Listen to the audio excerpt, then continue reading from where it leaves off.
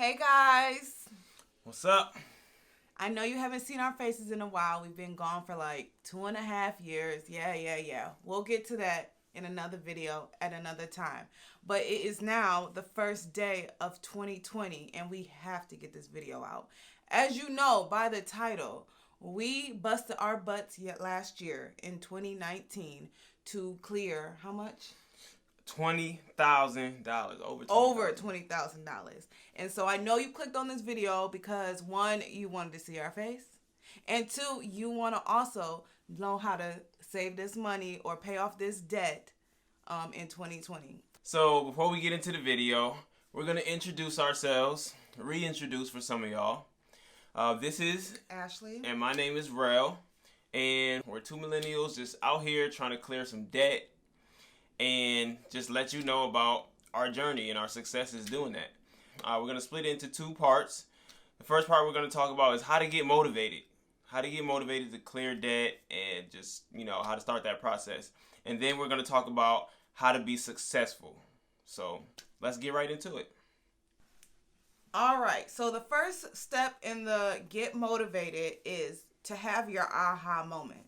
And by this, I mean, like, everybody talks about, wanting to lose weight, wanting to be debt free, but all that means nothing if you're not at that point in your life where you just ready to make it happen. Mm-hmm. And so, just to give a little insight on us, ours was back in 2017. We had just got back from Bali, and I pretty much was like, yeah, this travel thing is what's up, and I'm trying to do it.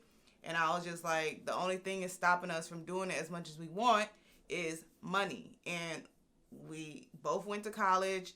He got a master's. So we had this debt we was just pulling around in life. So that was the big motivator for us. Yes, pretty much. We wanted to travel. We wanted to see the world. And so we had to have a means to be able to do that. So once you have that aha moment or that motivation, something that changes your life, changes your mindset, that's the first step in like making it happen. For us, it was travel. Like we said, it could be you don't want to go into having your first kid with a bunch of debt. It could be you want to get your first house and you got to get your stuff together. You have to find something that motivates you, that even when things get rough or you want to buy a purchase or you want to splurge, something that brings your mind back to why you're really doing this. If you don't have that, you ain't going to get nowhere. All right, so once you have your aha moment and that motivates you to want to get up and make moves and clear debt, the next step in the process is you have to do your research. All right, you have to educate yourself. You have to know what it takes to be able to get the ball rolling, to be able to clear some debt. So what research meant for us was me. Yeah, Ashley pretty much. Me. Yeah. I did the research for us. And how it all got started was Dave Ramsey, I think, has a morning show on Sundays or whatever, and I think that used to play in my mom's car a lot. So the name was always floating in the back of my head. So I just went and I downloaded the Audible of Dave Ramsey's book, Total Money Makeover. Yeah, that's the name of it. Total Money Makeover. And I listened to the whole thing within like a day and a half, and that was all I needed. Sometimes throughout the book you can get like overwhelmed with what he's saying and how strict he is, but we'll get into all that later and how you can customize it to what your vision is, your personal vision is of success. But that's all it took. But the main thing that he said that stuck out to me was, if you're married, your partner needs to be on board, because if it's just me and he's spending money and doing it, we ain't getting nowhere. We're not clearing over $20,000 worth of debt in 11 months. We can't do that if we're not on the same page. So right, that's really the case with like most things in a relationship or marriage. Like both people got to be on board in order to be, successful. But yes, that is the third step in getting motivated and getting the ball rolling is get both people on board and get both people educated on what to do. So yeah, so number 2 kind of flows right into number 3. Yep. So did you read the book right away though? Nah, I still haven't read it, but I read the most important parts, which is most important. So yeah, he started. I gave him my phone. I was like, "Look, I listened to this. You just sit down and just listen to it." So, I mean, it's not the most enjoyable thing for him. So I mean, as long as she read it, she could, feel me, give me the Cliff Note version. You know what I'm saying? Yeah. Like I read, the gist of it. So yeah. All right. So the next step in the getting motivated process, step number 4, is to face your debt. So basically, you want to write it all out and count it all up. Yes. Now this part is daunting. Like, we all know, like, okay, I got a credit card here, I got a Navient bill here, the federal loan sitting over here, I got a Macy's card over there, but you never sit down and count it all up. And if counting up and seeing the total doesn't make you want to do better, then I don't know what else. But that's the key. Seeing that number, and it should make you mad. It should make you so mad that you get serious about clearing it. Like, no shoes, no purse, no anything is worth it at that point in my eyes. Yeah, so. For me it's like scary. Scary. Yeah. But like it's like, yo, dang, I got like a lot of. It's crazy. Like that's what it was for me. Because like when you leave high school, it's like, for our generation, it's just like, okay, it's understood, like, debt's gonna happen because you're going to college, but you don't really understand how much money it is, or your vision for outside of college is kind of like, right, once you graduate, you're good, and that's not realistic for a majority of us millennials. Like, and then if you learn like how to manage your money, and like it doesn't have to be the case where you go into debt. Yeah. But from going to college, like it doesn't have to, like that doesn't have to be the norm or the standard. So I mean, obviously, but that's like a whole nother. We could talk about going straight to college and putting on. We could talk about that in another video because we got lots to say about that too. But it is scary, like just writing it. I know, like for me, sometimes I don't even like to look at like my account. Like when I know, I'm like, oh, like when I know it's getting that time, like dang, I gotta open my account and like, but like so write it out and looking at it. It's like, I thought that was the only one who did that. Nah, but I mean, but it motivates you, like it puts something inside you, like dang, like I need to like really work on this. Yeah. So once you have that number, you be ready to go. Right. So in every video that we do, we actually will be taking time out of the video to shout out an entrepreneur that we know in our community. So we'll be titling this portion of every video Merch Minute. Majority of these people that we'll be shouting out, we most likely will have an actual piece of their merchandise. And as you can probably see, that I'm wearing a shirt that says Black Girls Club Lifetime Member, and that is from my good friend Rashana, who has an Instagram by the name of Black Girls Daily, and Black is spelled just like the shirt, BLK. I'll post everything on the screen for you so you guys can easily find her. But yep, she's the first one we're going to be shouting out. She has a podcast. She provides motivation to Black women, and clearly she has some merch. This is not her only item that she has for sale, and she also provides branding tips, and she Even when I just was promoting my business in the beginning, she reached out to me and gave me some great tips. So I really appreciate her for that. And so if you would like the shirt that I have or are interested in anything that I stated regarding her, be sure to check her out. Her information, like I said, is on the screen, but it will also be down in the description box. So this is something that you'll be seeing. We want to not only succeed, but we want to have all those around us succeed.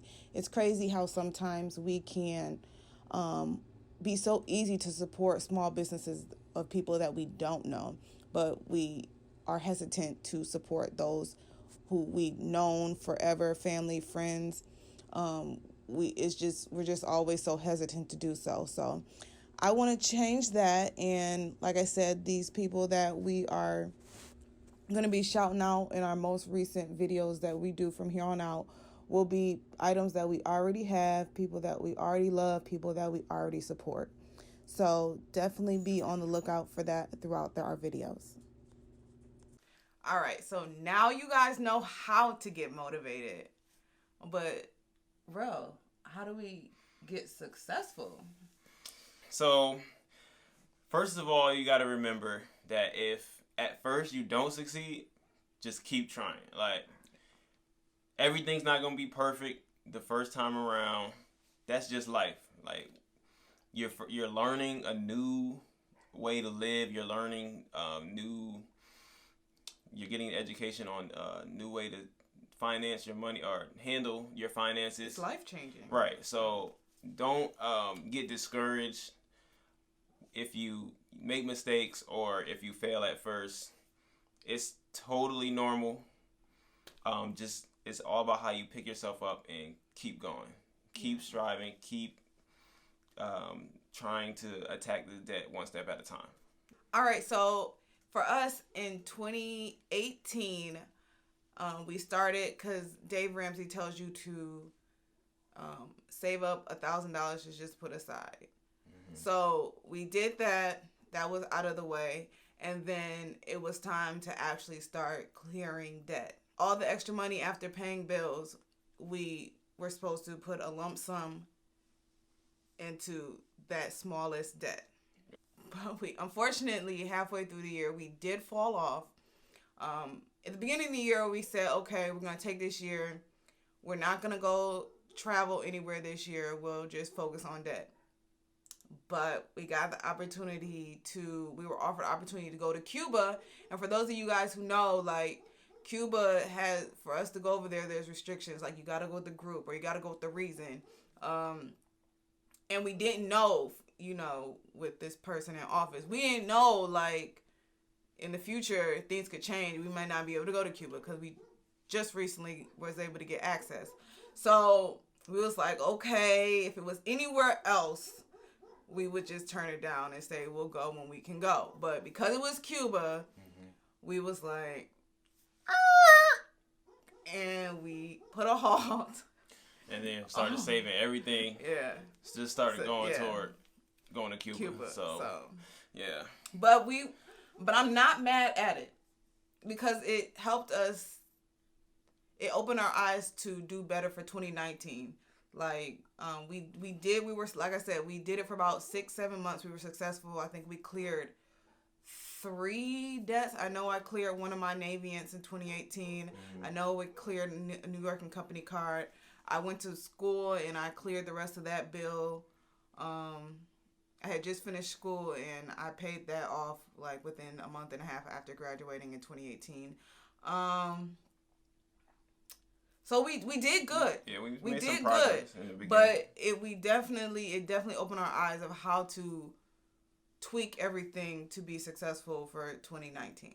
Right. So with all that being said, though we fell off, we got right back on in January 2019, and we were able to complete the whole year because we tweaked and made it fit our lifestyle and what we wanted to accomplish in our life. And then just a quick tidbit about starting off. So it's important to mention that, like, you might have to do like some extra work. Like, I started Ubering in the beginning of 2018 just to make a little extra cash to get that first $1,000 saved up. So you might have to like do just a little something extra that you don't normally do, just to like get the ball rolling. But then I stopped Ubering like what, like halfway through like May or I don't something think like that. I don't even think we made it to like March. Yeah, like honestly. March or April. Like yeah, I literally just like started doing it just to get a little extra cash to start saving up. Yeah. But you know, it might take you doing something extra, like, you know, making a few extra dollars here and there just to get the ball rolling. All right, so step number 2 in being successful in clearing debt is to customize your experience. And a common way of customizing your debt-free experience and making life still enjoyable is creating sinking funds. So what is a sinking fund? A sinking fund is money you set aside for an event that hasn't occurred yet. So that could be car repairs. That could be children's birthdays. That could be Christmas. That could be any... People will sit up there and have 20 sinking funds. And I personally don't have time for that. But some people actually take the cash out of their account. They go to the bank every time they get paid and they pull out this money from their account. Usually it's the same amount of money each week. It's consistent. So if every week, if you love to go to the movies and that's something you really don't see yourself giving up, then you put $5 every paycheck into this into your sinking fund. Mm-hmm. And you can't go to the movies till you have it in there, enough in there for you or your entire family to go. So yeah, you can make a sinking fund for if you like to go to concerts, if you like to go to sporting events, whatever it is. That's why we say customize it to fit you. Yes. But like I was saying, was some people actually do take the cash out and put it into envelopes, and when it's time to go to the movies, they just take that envelope with them, and then that's all they have to spend. They can, if they have enough for popcorn, and I guess they can get some popcorn. If not, then they gotta sneak something in or have dry mouth for the movie. But you just have to be consistent. Like, sometimes you can bump it up, but never take away from, like, don't ever skip, like, oh, I don't need to do $5 this week. Just be consistent. Just be consistent. Every pay period, put that same amount of money in there. Like, some people bump it up around before Christmas. They're like, okay, it's getting a little closer. Let me put like $5 more. You can do that, but just be disciplined. Just be disciplined in all that you do. Mm-hmm. What makes it easy for me, or what makes it like, I treat it like health insurance or something. Like, just as soon as you get paid, just have it come out, or just take it out, like, so you don't even see it, like, in your check. Like, that's how Ashley does our money, or that's how Ashley does our money. Like, when we get paid, she immediately moved the money around. Yeah, because I work afternoons, so. Yeah, so by the time I look at it, like, I only got left in my account what is left after she moved the money around. So, like, it's like, okay. And I'm not leaving him with crumbs. Yeah, so either. It's like, I like, okay, I don't even see it, so whatever. I know what I got now after everything's been taken care of, so. And even at the end of that pay period, I'm still taking out, you still have leftover, and we still take out like $200-$300 and goes towards the debt. So. Yeah, so. It's doable, and it still allows you to be able to do some of the stuff that you love to do, that you want to do. Everything in moderation. Yeah. All right, so step number 3 in how to be successful in clearing debt is snowballing your debt. And snowballing is the process of eliminating your debt in the order of least amount of debt to greatest amount of debt. For example, just a few of the bills that we've actually had each month was 2 Navients and a car note. The car note was about $210. One Navient bill each month was $150, and the other one was $200. So all those debts were cleared, but way before November. But in November, I was still pulling out the 210 on the car note payment. I was still pulling out the 150 on the Navient payment and the other 200 on the other Navient payment. And we were just putting that towards another debt. Like, it may seem like because you paid off a bill that you can get like a pay raise, like pay yourself, but really you need to be dedicated and be able to place that money that you no longer owe to that institution to the one that is next in line. So that's what snowballing means. You start with a little bit and you keep adding those payments even though you paid them off to the next one, to the next one, to the next one. So even without putting up extra money that we have at the end of the month, just by keep paying Navient and paying our car note, that's over $500 right there. That's going on top of the extra money that we are going to have at the end of the month. So easily, that could be over $1,000 to put towards another debt, if that makes sense. All right, so step number 4 is finding tools that work great for you to help you save money, to help you stay organized. I just picked this planner up to help write our bills, and I don't need the whole daily thing. That's a little too much for me. But I just like to be able to put out exactly on which day and see a whole month at a time. And actually at the end of this this planner is just a bunch of note paper. And this is how I keep track of our sinking funds. Like each month I put how much each of us from our accounts are placing into our travel fund, and then I just keep a tally, and then when it's time to buy a ticket, it's already in a savings account, and we already know how much of that savings account is allocated to travel. So I keep it here on paper, and then when it's time to subtract when we've purchased that ticket, I subtract it in here, and everything is clear as day. So I got a brand new one for 2020, but the one for 2019 had a section for travel, had a section for, I did keep another section for actually knocking off our debts, and then the other one was us taking out money each month to set aside for his tuition. So this is all I need. I don't need a daily planner. Like, it's just too much for me. I feel like sometimes keeping it simple is the easiest way to do it. Okay, so another option is a calendar board that you can hang on the wall for the whole family to see, so everybody knows when the bills are due. Jarrell specifically requested that we have this because due dates just somehow get lost in his head and he don't remember when stuff is due. So we got this board, but he still be asking me what. Yes, because I need to be reminded. It don't matter how many boards you put up. It don't matter how many alarms you set on it. We need to be reminded. So I don't like women stop taking it personal. It's not personal. It's just how our brain works.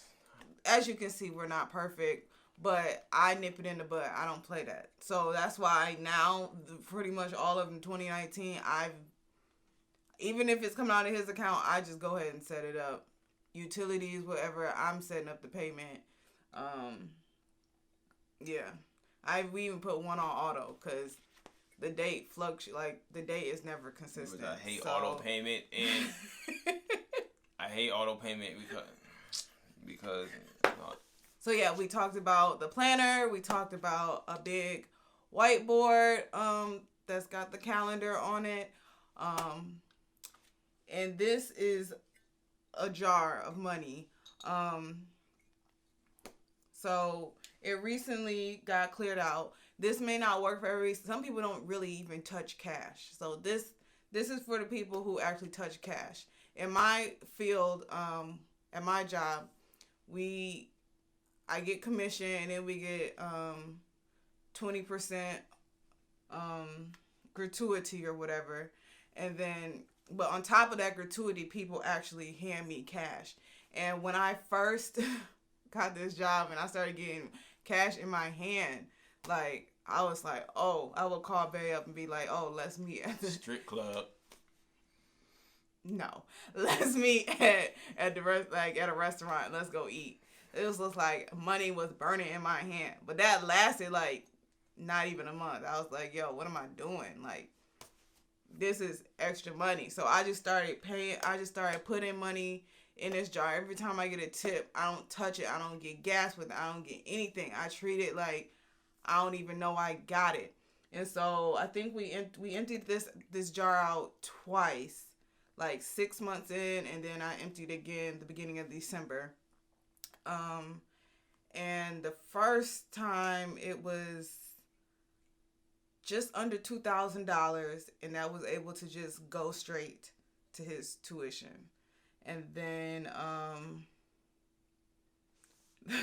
the second amount in here, like, I spent it on myself because I had a friend, hey Jamia, who was going to Paris, and she went to Paris in March, and I had just got my new job. I was like, ooh, I probably can afford it. I was like, when you go, let me know. I'll give you the money so you can get me a bag or whatever, a Louis Vuitton bag or whatever. And so then got closer to it, and I was just like, just don't even worry about getting me the bag. Like, I had the money. I would have been able to do it with my income, but I was so dedicated to this journey that I was like, nah, go ahead. I'll get it when I get it. And little did I know that we would, like, be going to Paris in December. And it was just like, I had this money that I saved up, like, it wasn't a hassle. I didn't have to scrape for it. It was there. So I was able to go to Paris and get the bag I wanted. And it was a big deal for me because I just turned 30 years old. It was a congratulatory gift because we successfully completed a whole year of saving up a bunch of money to clear out debt, make sure he got to go back to school and finish his courses or whatever, which we'll talk about later. But this, if you're in a field where you touch cash and it's not like a waiter, because I know the waiters don't get that much, like, they depend on their tips, right? That's the majority of they pay. From what I understand, I've never been a waiter, waitress, whatever. But if you have a field where you can just get extra money or you touch extra money, I highly encourage you to just put it away. Act like you don't have it. If you pay for something for somebody on a credit card and they say, come back the next day and say, here's the $20 I owed you, put it in here. It don't matter. You'll make it. You'll make it without that $20 in your account or spending it on the next thing. Just put it in a jar. It adds up. Trust me.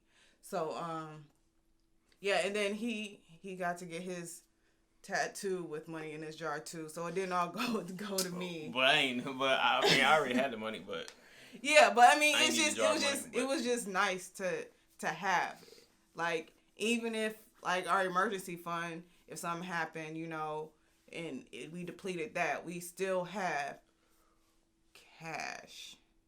So that was not thinking about. So we did give it our whole journey was from January to November. December is full of fun times.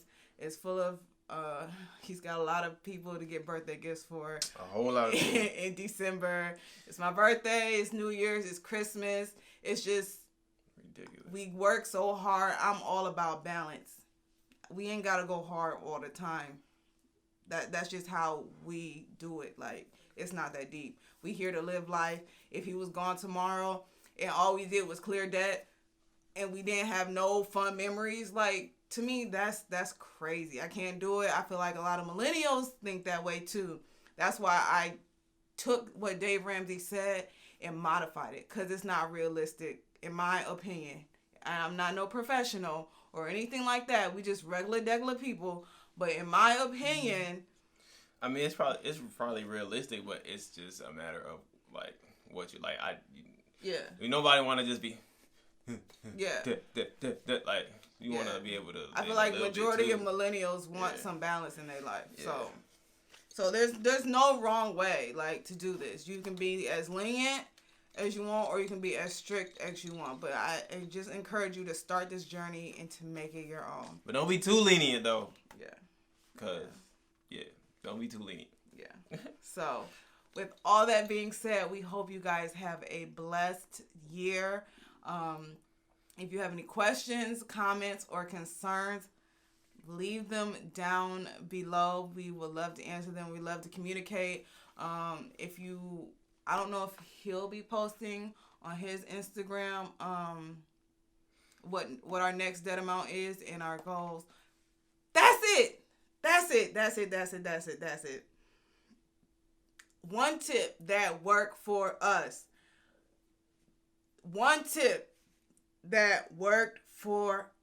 Please listen up.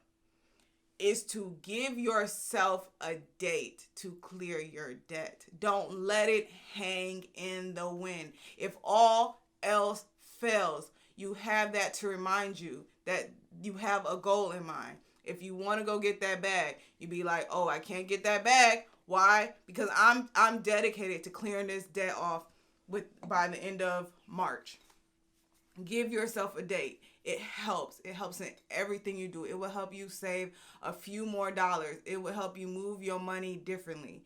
It helps. I think that is the biggest thing. I don't know how I forgot that, but that is the biggest thing. Don't just say, okay, we'll get to this bill when we get to it. No, we got a $6,000 debt now. Okay, well, I'm only giving myself 3 months to get it done. It's going to happen. Or whatever is realistic to you. Make it realistic. Make it match the money coming in. All right, so really quickly, I just wanted to come in and pause the video because I just wanted to make sure that I wasn't confusing you all when I said set a date.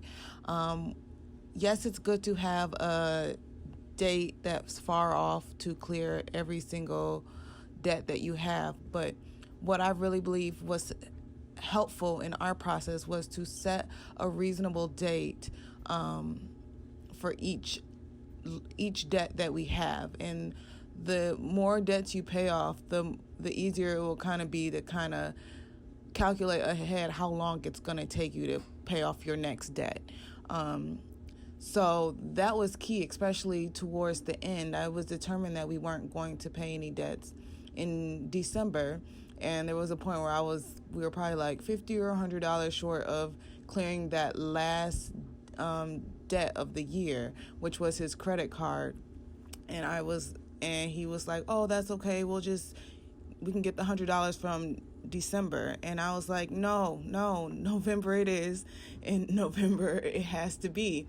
So I pulled money from here and there to make sure that it was done. And because I feel like if you are lenient in that and you let it fluctuate and you move it just to accommodate your mood at the time or your lifestyle at the time, then you're setting yourself up for failure. So again, having that date ahead of time for each debt, every single debt, that will help you succeed. All right, guys, so this includes the video. I hope you stayed to the end. I hope it made sense. Yeah, I just hope it made sense. It's a lot of information. We've never done a video like this where we're giving you information. So we try to make it as relatable as possible by giving you like our story, as well as give you tips. So if you have any questions at all, please leave them down below. We will answer them. And subscribe, just so that you can keep up with the journey. And we'll probably be posting things on Instagram, things that are not worthy of a full video. Yeah, but just know that when we say we cleared $20,000 debts, we just regular people. We didn't have, we didn't win the lottery. We didn't We not we ain't content creators who stacking money and just be like, oh, today I feel like paying off my debt. And so if you got a 9 to 5, whatever, work part-time, you can do it. You can do it. You can make it happen. So slow and steady. Yep. And with that being said, thank you so much for watching. Yes. We hope that you stay tuned. We hope that you subscribe and all that good stuff. And you guys have a blessed 2020. Yes. Happy New Year. Happy New Year. Bye-bye. Bye.